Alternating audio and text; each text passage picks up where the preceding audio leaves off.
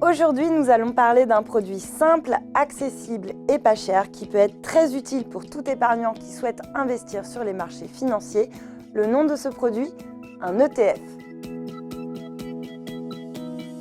Un ETF, pour Exchange Traded Funds en anglais, est un fonds indiciel qui peut être négocié en bourse. C'est donc un fonds coté qui va répliquer les performances d'un sous-jacent. Un sous-jacent, cela peut être un indice boursier, comme le CAC 40 ou le S&P 500, mais aussi un secteur d'activité ou bien une thématique.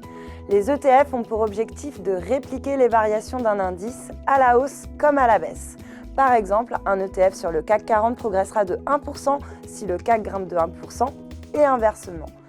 Un ETF s'inscrit dans le cadre de la gestion passive. Son objectif est donc d'avoir la même variation que celle de son sous-jacent. Contrairement à la gestion active, l'objectif n'est pas de surperformer un indice, c'est-à-dire de faire mieux que le marché comme tente de le faire un gérant de fonds classique, mais de répliquer de manière la plus fidèle possible les variations du sous-jacent. Important à savoir, un ETF n'est pas garanti en capital. Cela suppose donc de consacrer du temps pour établir une stratégie d'investissement et d'être capable de supporter une perte si les choix d'investissement n'ont pas été judicieux. 5 atouts. Simple, transparent, liquide, accessible à tous et pas cher. Premier atout, son fonctionnement est simple. Pour un investisseur qui souhaiterait investir dans le CAC 40, il suffit d'acheter un ETF sur le CAC plutôt que de devoir acheter les 40 valeurs qui composent l'indice CAC 40. Second atout, transparent. Que ce soit sur les frais, les cotations ou sur la composition du portefeuille, un ETF est transparent. Troisième atout, la liquidité. Un ETF est coté en continu, son prix est donc disponible à tout moment durant la séance de bourse et peut donc être acheté ou vendu comme une action. C'est donc un actif particulièrement liquide. Quatrième atout, accessible. Il n'y a pas vraiment de minimum de souscription.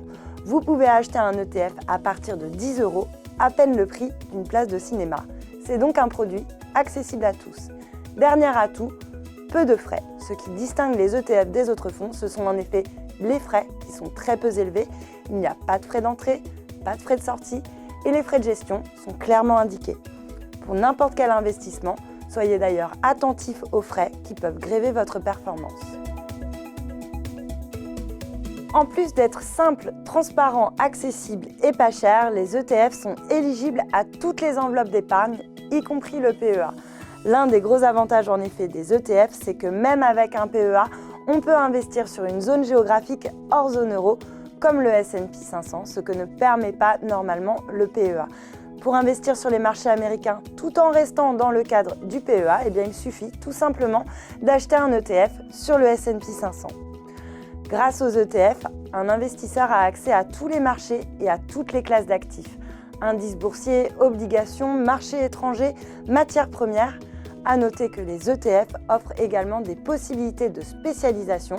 On peut ainsi investir dans des secteurs aussi spécialisés que l'eau ou encore la robotique. Un ETF est donc un outil intéressant pour bâtir une stratégie patrimoniale de long terme.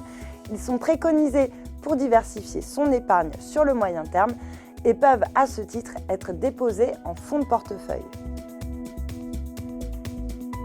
On se quitte maintenant avec les règles d'or à suivre pour tout épargnant qui souhaite investir sur les marchés financiers.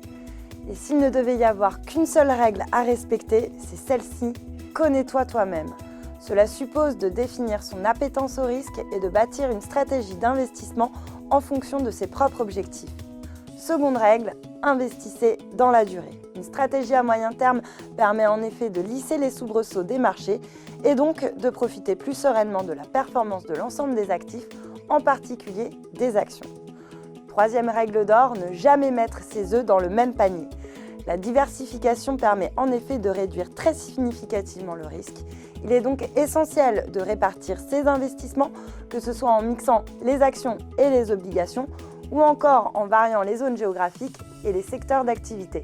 Cela permet de profiter de la hausse des marchés tout en amortissant leurs fluctuations.